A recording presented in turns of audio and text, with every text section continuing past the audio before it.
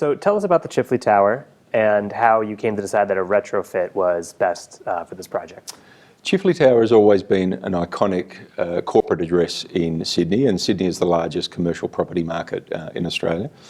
Constructed or brought online, in fact, in 1992, using 1980s technology. So it was an ageing building, somewhat of a fading icon in the Sydney market. But still very much a desirable address given its location, given its vistas over Sydney Harbour, and given the level of amenity that the property provides.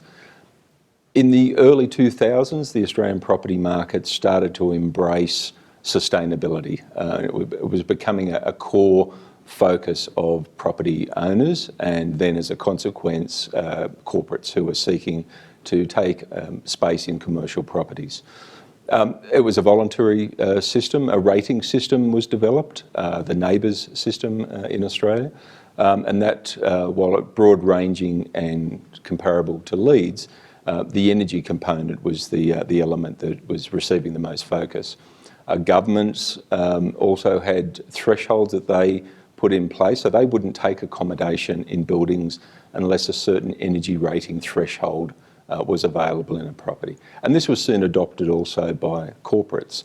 So unless you had a certain rating for a particular grade of property in the market, you wouldn't make a shortlist for consideration.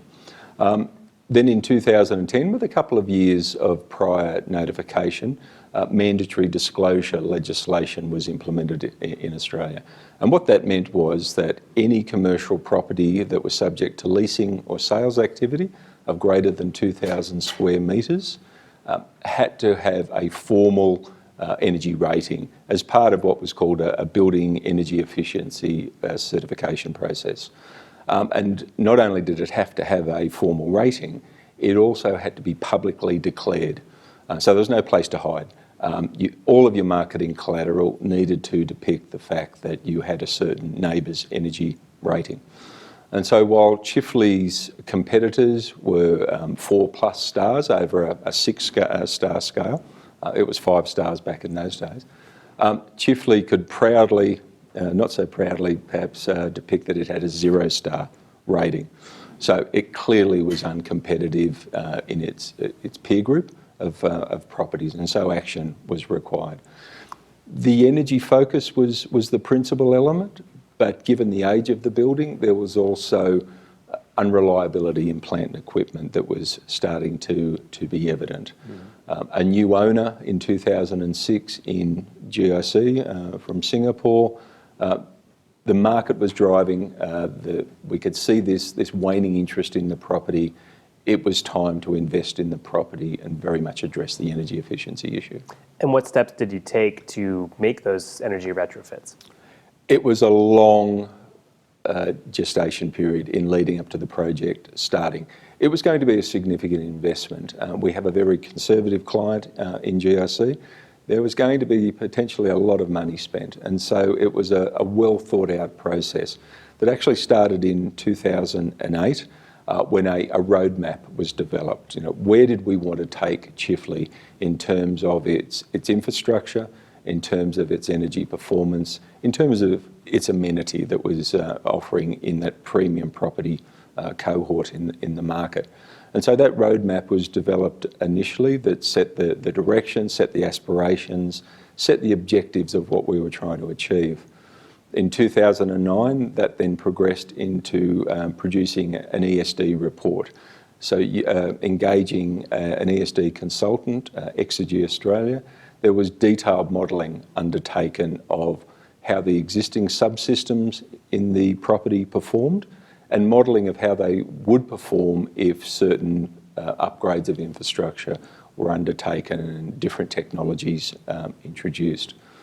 That was signed off in 2009. 2010 was then detailed design to see the roadmap realised and see those modelling aspirations and those targets realised. Extensive procurement process, open market tendering process, and it wasn't then until mid-2011 that we're in a position to actually start the project on site. So with that long of a timeline, and using modeling software, as you mentioned, that can change pretty quickly. Did you have to update your software or your approach to achieve those energy retrofits over the long timeline of the construction and design? Yeah, not so much the upgrade of the software itself, but it was a continual refinement of the modelling philosophy. The neighbours' rating environment was changing also over time. It's very much a live environment, so it was being tweaked along the way. We had the benefit that Exergy Australia, the team we had on board, one of their principals, Dr. Paul Bannister, was actually one of the architects of the neighbours' rating environment as well. So we had this coupling of intimate knowledge from the consultants of the performance of building and systems and the like, but also with this really intimate knowledge of how the neighbours' environment worked and how it was changing over time. So while the software didn't change, the modelling absolutely did change over time. As we were feeding back into the process real-world performance of parts of the system, as the neighbours' environment was changing as well, the models were updated. In terms of software actually being used on site to control plant and equipment, that was fairly constant throughout, although there was new products that did come online, and we did take the opportunity of evaluating those products and feeding them into the project and into the final implementation. Now, that didn't change how we were implementing the project, but it gave us greater tools to deal with longer term in managing the property post-project and ensuring that we locked in those aspirations, those objectives that we actually did realise at the end of the day, they were locked in long term.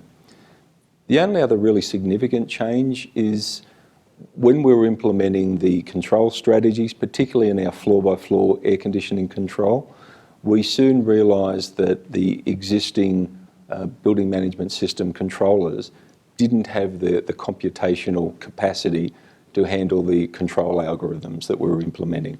And so there was a subsequent project that was initiated under the umbrella of the main project to upgrade elements of the building management system to ensure that we could actually implement the control strategies that the consultants were implementing. So you started with 0 stars in the local rating system. How much more efficient did the building become after the retrofit was complete?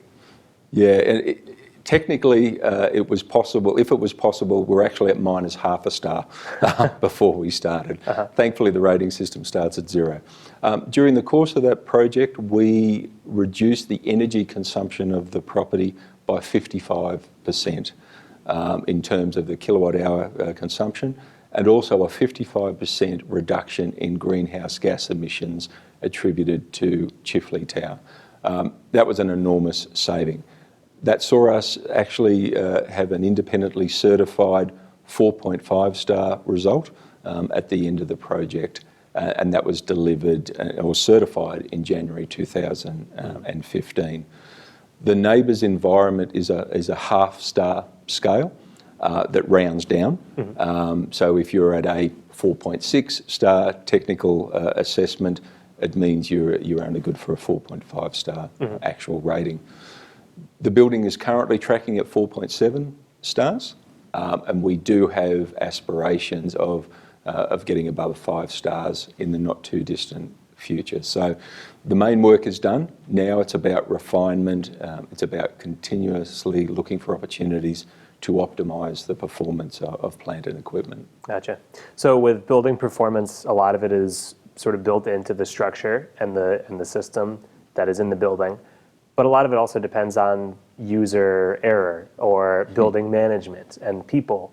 So how do you make sure, well, first of all, how much of Chifley is dependent on, users remembering to turn off the lights, the building manager knowing how to run the systems efficiently, and how do you make sure that those things work towards keeping it an efficient building?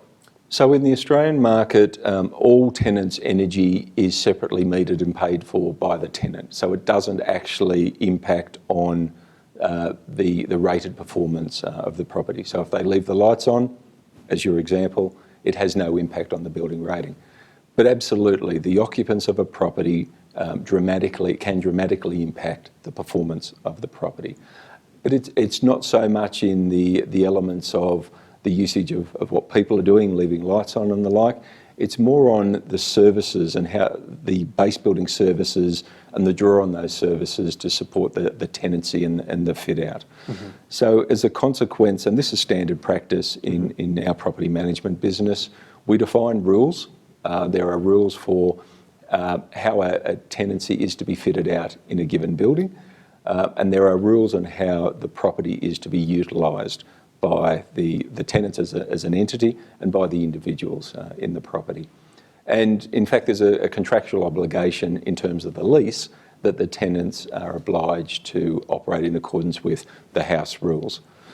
The biggest impact they have, though, is at the time of design of a tenancy fit out. A building is designed to support and provide a certain specification in services on a per square metre basis to the tenants of a building. So it's at that design stage that we really focus on what the tenant is intending to do.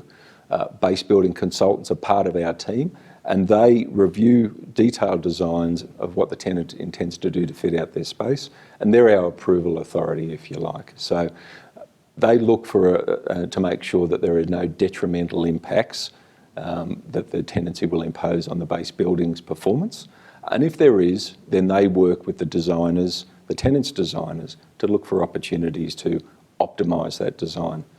If that can't be achieved, then a decision may be made that the tenant has to install their own plant and equipment to supplement their tenancy so they can operate in accordance with what their particular business requires. That happens less frequently nowadays. Tenants understand that, and in fact they're trying to get their own ratings that apply at a tenancy level, and this is quite popular in the Australian market also, to have a certification of a tenant's performance, of a tenancy's performance within a building.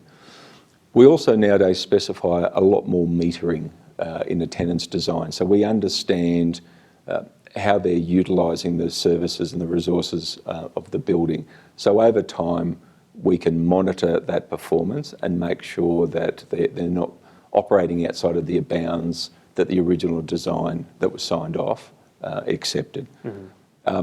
Another key element, I guess, is prior to occupancy. I mean, we sign off on a design. We also make sure that the design is reflected in how the fit-out's actually being built and how it's performing.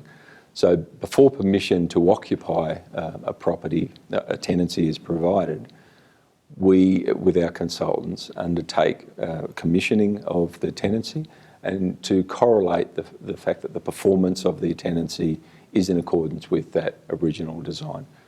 And if it's not, well, that's it can be a difficult conversation, but we have to protect the base building's performance, and those are the best opportunities to do so.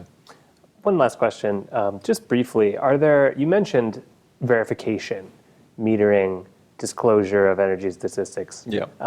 These sorts of things that move from energy efficient design being, a motivation or something professed but maybe not proven to being something very rigorous, which has been happening for a long time. Are there one or two things that would help move that needle further towards verification that you think should be more standard? Well, I guess it's obvious in the Australian market. I spoke earlier about the mandatory disclosure legislation. So Chifley is like every other major commercial property. There is a constant churn in tenants in and out of a building. So the building is constantly in the marketplace looking to, firstly, retain tenants to the greatest extent possible, but if not, to make sure that we can attract new tenants. And with mandatory disclosure, the energy performance of a property has to be recertified on an annual basis, independently certified, and it has to be included in the marketing material for the property. So there's a constant driver from the property's perspective to retain neighbours' energy ratings or to improve on those ratings over time. So that's a really important factor that's constantly there. And corporate tenants still have a minimum requirement that their briefs that come to market will reflect on the performance of a property that they will occupy. And so there is this constant competitive tension in the marketplace to ensure that a property is performing.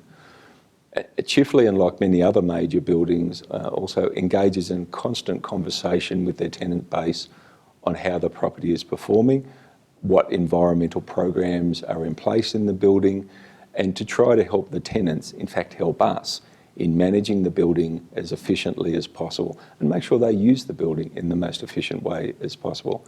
It's also great to help us sustain that sense of community within our properties, and sustainability and the environmental footprint aspect is a great driver to have those conversations and to create and sustain that sense of community.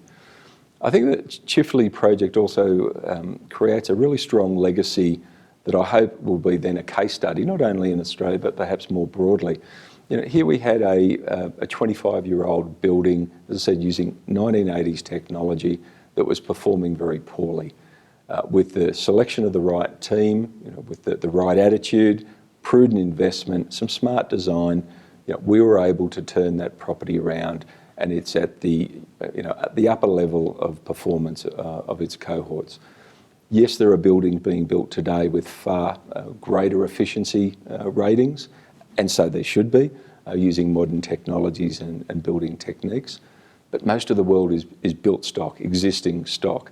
If we are going to make a fundamental impact to reduce the environmental footprint of the built environment, then we need Chifley examples replicated all over the world. And if we can, even on a far smaller scale, we can really have a dramatic effect on the impact of the built environment. Great. Thank you so much for your time. A pleasure. Thank you.